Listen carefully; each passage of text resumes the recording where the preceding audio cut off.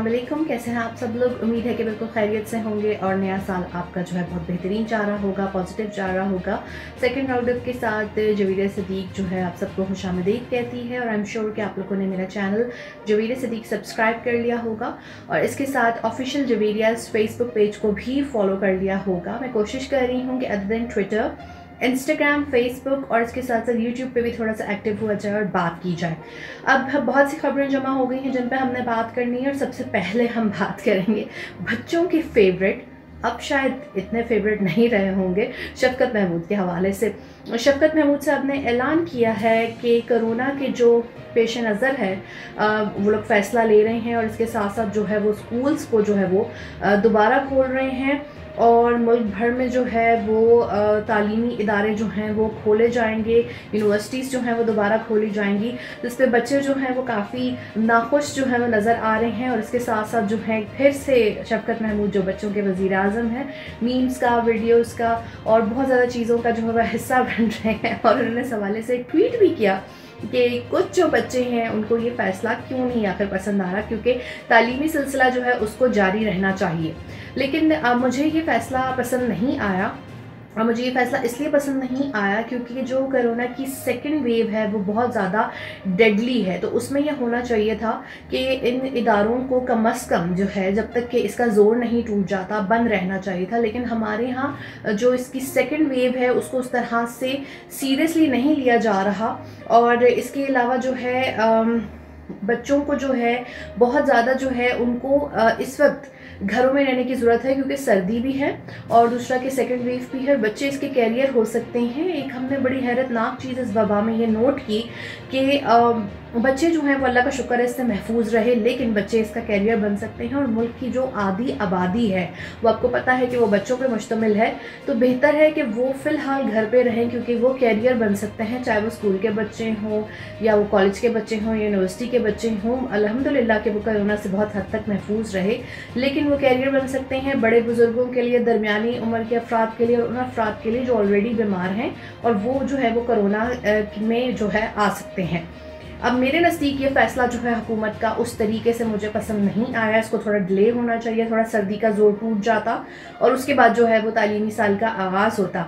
इसके साथ साथ शफकत महमूद ने एक बहुत अहम ऐलान ये भी किया है कि जी इस बार कोई वैसे प्रमोट नहीं होगा और इस बार इम्तहान होंगे। तो आई एम श्योर कि ये भी बच्चों के ऊपर एक बिजली की तरह गिरा होगा, लेकिन बच्चे हमारे मेहनती हैं, आई एम श्योर वो मेहनत करेंगे और पास भी हो जाएंगे। सो मैं ये कहूँगी कि अगर इसको थोड़ा सा और डिले किया जा सकता है तो बेहतर होगा। वज़ारत तालीम को जो है वज़ारत सेहत के साथ मिल के इस फ़ैसले को लेना चाहिए कि किस तरीके से जो है वो सेकेंड वेव के दौरान किस टाइमिंग्स पर जो है वो स्कूल, यूनिवर्सिटीज़ और कॉलेजेस को बतदरीज खोलें और इससे जो है ये भी देखा जाए कि SOPs को फॉलो किया जाए और कोरोना जो है वो मज़ीद ना फैले। अब दूसरी हम खबर बात जो हम डिस्कस करेंगे वो है मरीम नवाज़ के हवाले से। और मरीम नवाज़ जो हैं बिल्कुल रैलियाँ भी जो हैं उनका इनेकाद कर रही हैं और इसके साथ साथ जो है वो अपनी नवासी के लिए भी शॉपिंग करती हुई नज़र आई। मुझे ये चीज़ पसंद नहीं है कि उनको नानी होने के ऊपर जो है वो एक क्रिटिसिज्म जो फेस करना पड़ता है, मुझे ये चीज़ पसंद नहीं है। नानी होना जो है वो बाइसे एजाज़ है और वो अपनी जो है नवासी के लिए तोहफ़े ख़रीद रही थी और बाद में उन्होंने ये पोस्ट भी किया कि जो उनके साथ गाड़ी में जो दीगर लोग थे उन्होंने उनकी नवासी के लिए वे चीज़ों को खा लिया। लेकिन जो मुझे एक चीज़ मैं ये बताती चलूँ कि वो खुद नुमाई की आदी हैं और वो मेक श्योर करती हैं कि लोगों को उनके ब्रांड्स नज़र आएँ। तो अगर उनकी इस तरह ब्रांड्स को चेक किया जाए तो वो कार्टियर की वॉच में थी और वो कार्टियर की वॉच जो कि शहज़ादी केट जो है वो पहनना पसंद करती हैं और साथ उन्होंने गुची के म्यूल्स पहने हुए थे। और इसके साथ साथ थोड़ा मेक श्योर करती हैं कि उनकी जो प्रेजेंस है, उनकी जो पिक्चर्स हैं, उनकी वीडियोस हैं वो सोशल मीडिया पर ज़रूर सर्कुलेट करें। उनकी जो सेक्रेटरी हैं और साथ में जो अब मेंबर सूबाई असम्बली भी हैं उनकी तस्वीरें वगैरह खींचती हैं और उनकी बाकायदगी से चीज़ों को अपलोड और पोस्ट करती हैं। लेकिन यहाँ पर जो मुस्लिम लीग की गैर संजीदगी वो ये नज़र आती है कि कोरोना की सेकेंड वेव जो कि इतनी डेडली है इसके बावजूद वो धरने जलसे से नहीं रुक रहे। बहावलपुर में भी उन्होंने एक रैली की, जैम पैक थी और वहाँ पे भी काफ़ी लोग थे। लेकिन ये चीज़ इस वक्त बहुत गैर मुनासिब है कि जब कोरोना की वजह से लोग मर रहे हैं, लोग बीमार हो रहे हैं, तो मुस्लिम लीग को अपनी रैलियों से जो है वो फुर्सत नहीं है। जी, अगर हम बात करें तीसरी अहम खबर की, बल्कि ये सबसे अहम खबर इस तरीके से है कि ये कम्युनिटी जो है बहुत अरसे से पाकिस्तान में जो है वो जुल्म का शिकार है। और जब मैंने इनकी एक एथलीट जो है नरजिस का इंटरव्यू लिया था और उन्होंने गोल्ड मेडल जीता था पाकिस्तान के लिए, तो मैंने उनसे भी ये पूछा था कि जब ये कम्युनिटी इतनी पुरअमन, इतनी पढ़ी लिखी और इतनी टैलेंटेड है, तो वो किस तरह से इस चीज़ का मुकाबला कर रहे हैं। तो उन्होंने भी मुझे ये कहा था कि हम खौफ के साए में जी रहे हैं, और वही हो रहा है कि इसी कम्युनिटी को दोबारा टारगेट किया गया और ये अपने जनाजे लेके सड़कों पर बैठ जाते हैं और रियासत से सवाल करते हैं कि हमें बताएं कि हमें मारने वाला कौन है। अब आपको पता है कि बलूचिस्तान जो है वो बहुत अरसा बहुत सी आलमी ताकतों, खासतौर पर हिंदुस्तान का जो एक बैटल फील्ड रहा है कि वो ये चाहते थे इसे पाकिस्तान से अलग कर दिया जाए, लेकिन कुलभूषण के पकड़े जाने के बाद, CPEC के आगाज़ के बाद इंडिया की सारी जो साजिशें वो बेनकाब हो गई। अब भी लेकिन वो छुप छुप के हमले करते हैं और बहुत से दहशतगर्दों को वो सपोर्ट कर रहे हैं, जिसमें BLA को वो सपोर्ट करते हैं। और इसके साथ साथ जो दूसरी अहम चीज़ है, मुझे ऐसे लग रहा है कि ये जो दौलत इस्लामिया वाला शोशा एक आया है कि उन्होंने जिम्मेदारी कबूल की है, इसके पीछे भी उन्हीं का हाथ है कि वही यहाँ के जो कुछ बागी और मफरूर लोगों को उनको फंडिंग करते हैं और इसके साथ साथ इनके अपने एजेंट्स भी हमारे मुल्क में दहशतगर्दी करवाने की कोशिश करते हैं। अब जो मच में वाक़या हुआ है वो इतना अफसोसनाक है कि 10 कारकुनों को जो है वो कत्ल किया जाता है बेईमाना तरीके से, और बाद में फिर वो वीडियो भी रिलीज़ होती है और इस तरीके से वो जिम्मेदारी कबूल की जाती है। तो मैं ये हुकूमत से कहूँगी कि एक तो इनको जो है पकड़ के जो है कैफरे किरदार तक पहुँचाया जाए, लेकिन जो इनके हैंडलर्स यहाँ पर मौजूद हैं उनको जो है पकड़ना सबसे ज़्यादा ज़रूरी है कि कौन इनको यहाँ पर फैसिलिटेट करता है, जो कि मासूम लोगों के ऊपर जो है वो हमले करते हैं और उनको जो है कत्ल करते हैं। अब जिस तरह एक बच्ची ने ये कहा कि हमारे ख़ानदान में कोई मर्द ही नहीं बचा कि जो जनाजा लेके जाए, तो ये इतनी एक ऐसी बात है कि मेरा ख्याल में किसी भी दर्द दिल रखने वाले शख्स की आंखों में आंसू आ जाते हैं और उसको तकलीफ़ होगी ये बात सुन के, क्योंकि हमारे अपने बहन भाई हैं जिनके साथ ये जुल्म हो रहा है। ये जुल्म क्यों हो रहा है, उनके फ़िरके को, उनकी कौमियत को, उन्हें क्यों वहाँ पर टारगेट किया जा रहा है, इसका सद्देबाब सिर्फ रियासत कर सकती है और रियासत इस पर जवाबदेह है। उनको भी 20-25 लाख दे के कुछ नहीं होगा। उस खित्ते को मुकम्मल तौर पर पुरअमन करके ही आप उस कम्युनिटी के ऊपर जो है वो एहसान कर सकते हैं। पैसे किसी इंसानी जान का नेमुल बदल नहीं है, लेकिन जिस तरह इस तरह के ख़ानदान है कि जिनके मर्द ही ख़त्म हो गए हैं और सिर्फ ख़वातीन रह गई हैं, तो हुकूमत का ये फ़र्ज़ बनता है कि इन लोगों को घर मुहैया किए जाए, इनको नौकरियाँ दिए जाए ताकि वो अपनी ज़िंदगी की गाड़ी को आगे लेके चल सकें। अब हम जो है कुछ बात करेंगे इस हवाले से कि मुल्क में दीगर और किन अमूर के ऊपर जो है वो जो है इस पर डिस्कशन की जा रही है और कौन सी जो चीज़ें हैं उनको डिस्कस किया जा रहा है। तो मैं यहाँ पर एक इम्पॉर्टेंट बात ये करूँगी कि महंगाई जो है उसका जिन जो है वो बिल्कुल जो है बेकाबू होता जा रहा है और हुकूमत की इस वक्त सबसे ज़्यादा ये तरजीह होनी चाहिए कि आवाम को जो है वो सस्ती रोटी, सस्ती अशय खुर्दोनोश और सस्ती चीज़ें जो मिलें।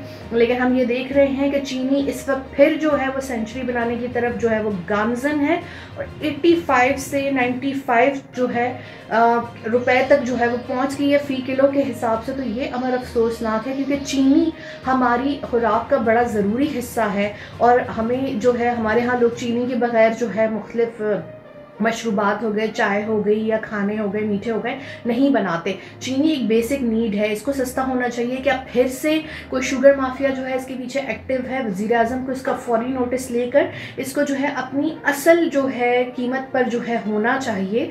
और ये बहुत जो है महंगाई और ये पूरे मुल्क में एकदम से इसकी कीमत जो है वो ज़्यादा हुई है और हुकूमत जो है बाद में फिर जो 1-2 महीने बाद उनको ख्याल आता है तो आज ही उन्हें ये चाहिए कि इस पर एक्शन लें। ये कौन है जो चीनी की कीमत को मुसलसल बढ़ा रहा है। जी, अब हम कुछ बात करेंगे खेल की। वैसे मेरी खेलों से इतनी दिलचस्पी तो नहीं है, लेकिन मेरे फॉलोअर्स की खेलों के साथ बहुत दिलचस्पी है। और बात हम ये करेंगे कि बहुत ज़्यादा मेरे फॉलोअर्स को रंज पहुंचा जो कि क्राइस्ट चर्च में पाकिस्तानी टीम के साथ हो रहा है। मेरे ख्याल में पाकिस्तानी टीम के साथ 3-4 साल से ये हो रहा है कि उनकी कारकर्दगी उनकी ना बैटिंग लाइन संभलती है ना बॉलिंग लाइन संभलती है।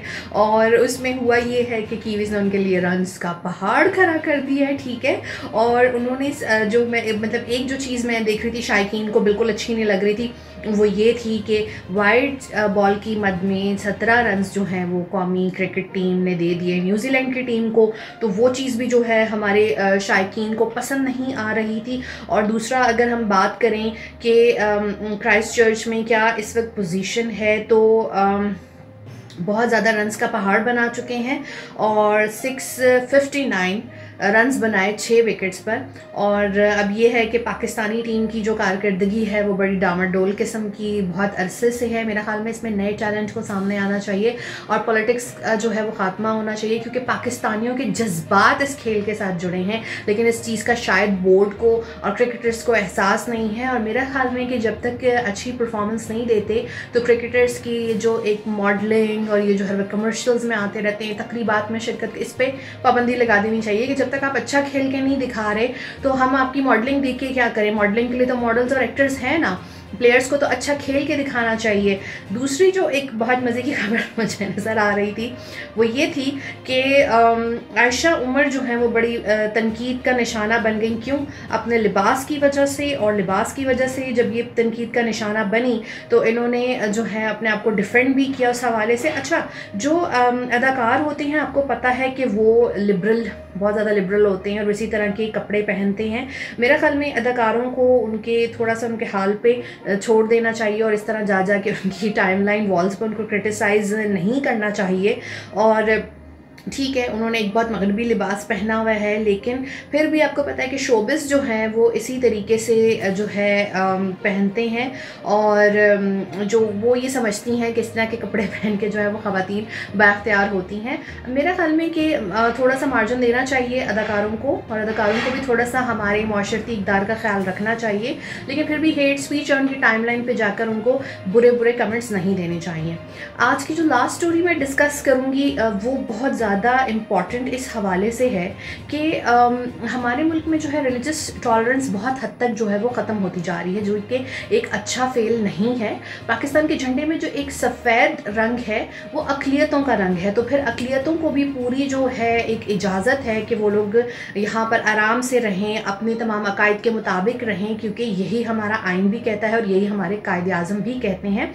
अब हुआ ये अफसोसनाक वाक़या कि मंदिर को जो जलाया गया, तो इस हवाले से जो है वो सुप्रीम कोर्ट ने जो है एक्शन लिया है और बहुत अच्छी बात है कि ये बर वक्त एक्शन लिया गया है। और चीफ जस्टिस ने ये कहा है कि जिन लोगों ने मंदिर जलाया है उन्हीं से पैसे लिए जाएं और इसको तामीर किया जाए।